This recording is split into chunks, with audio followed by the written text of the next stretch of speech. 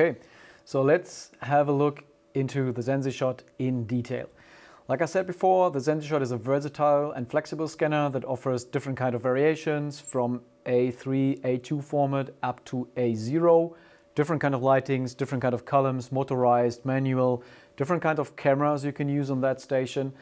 And I want to show you just a few features very quick that you have an idea of how working can be when you have such a scanner.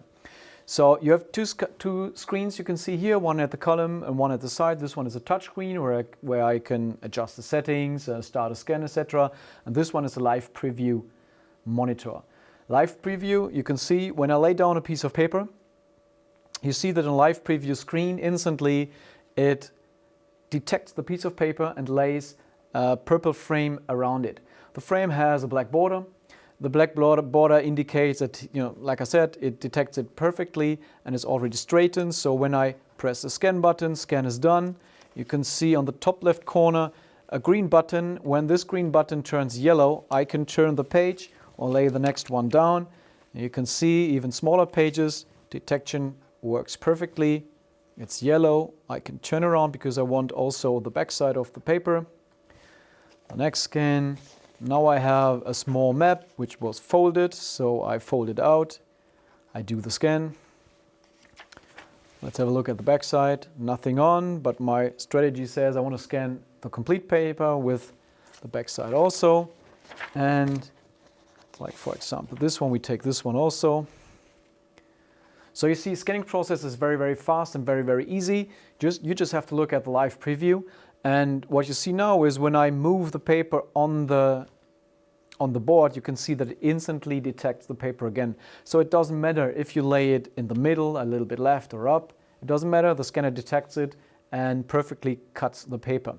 Second is when you lay it a little bit like this, then you can see in the live preview, it's already desk queued. So the scanner automatically desk queues the paper, so it looks perfectly for you. And when you see a perfect image in your live preview and you scan, you get as a result the exact same image. It's already straight, it has a nice black border, it's saved in a TIFF image file with a color profile at 300, 400, 600 dpi, whatever you choose. So it's already done. There's no post-processing needed, no other software tool you need to work on the images. Everything is done here. It's the old, I think Bill Gates said once, what you see is what you get, when he launched Windows 95, I guess.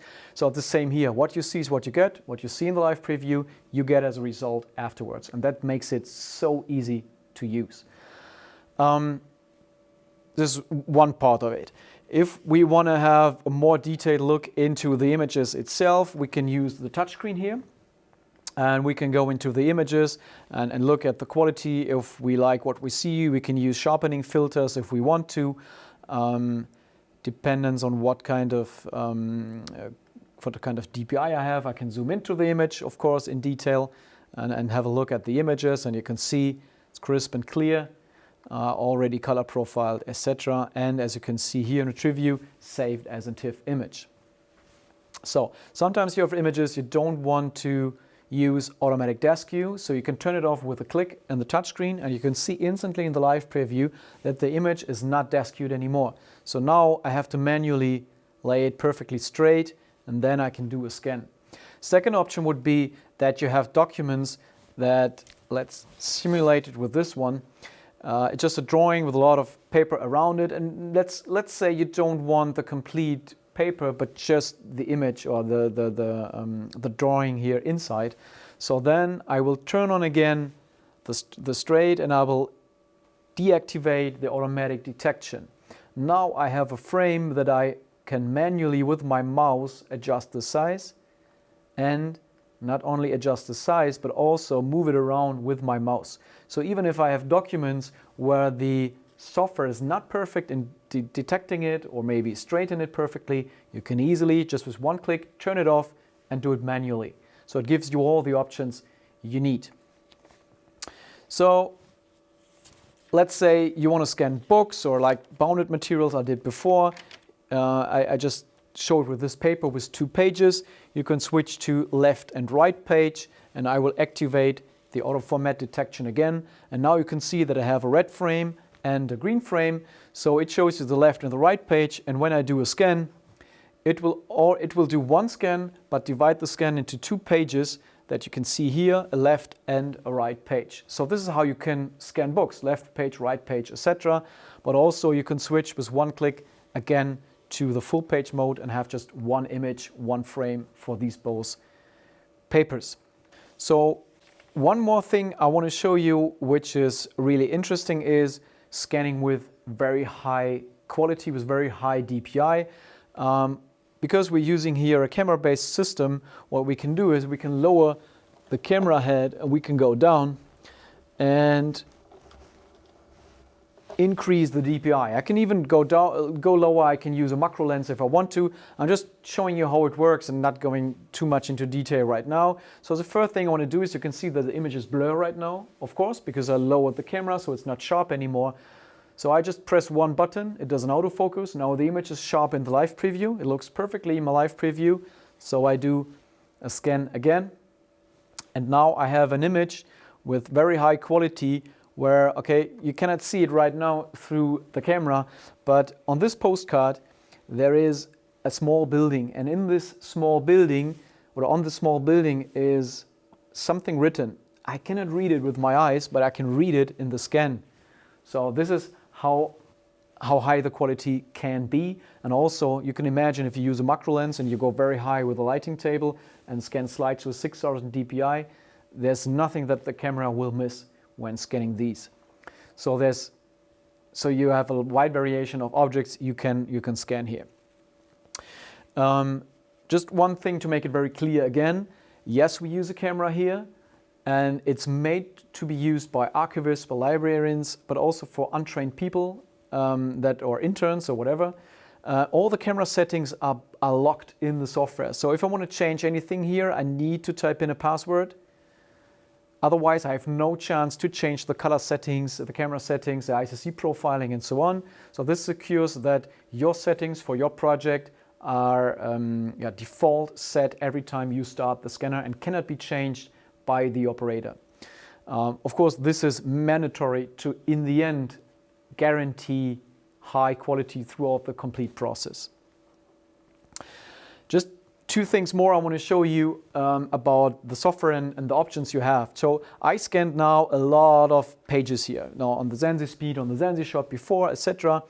And of course, my documents have different kind of, let's say, chapters or sections. So what I will do is now I can see here, for example, that a new section starts, let's say, at this image, a new section started. So I press this button, I set a new section and say, okay, this is now part 3 of my file, and a little bit lower is part 4 of my file. So I have some kind of structure in my documents set up very easy. And now we come to almost to the final part.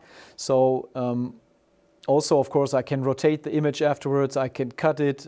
I can just say I want this part of the image, or I want specific parts, like smaller parts of the image as a complete new scan. Then I can do this also. But what I want to show you is when I've finished my scanning job, I press this button, finish the job, and I go to an export settings window. And this export settings window, I can set the directory where to save. I can set the file name. I can set a counter, the digits I want to use to count the image, some kind of pagination option. Recto verso, for example, I can convert into JPEG with different kind of quality, JPEG 2000, multi-page TIFF, whatever. And what is really interesting now, I can create a subdirectory for the sections I did. And I can create also additional PDF files for all the sections I did. So in the end, if you scan like hundreds or maybe thousands of pages in one job, because it's a big document, you can easily divide it into different sections and save them separately afterwards.